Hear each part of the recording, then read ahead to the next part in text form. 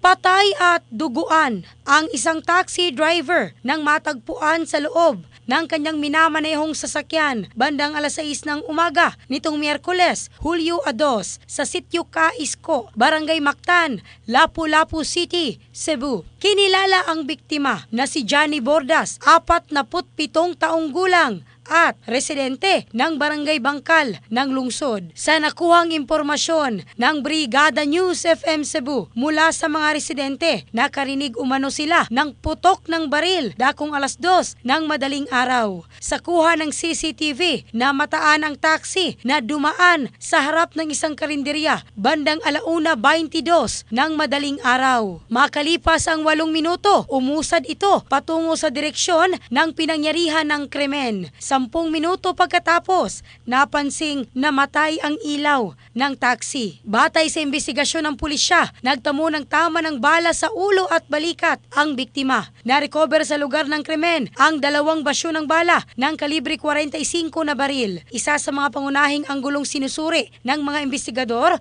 ay robbery dahil nawawala ang ilang gamit ng biktima gaya ng cellphone, pitaka at perang kinita.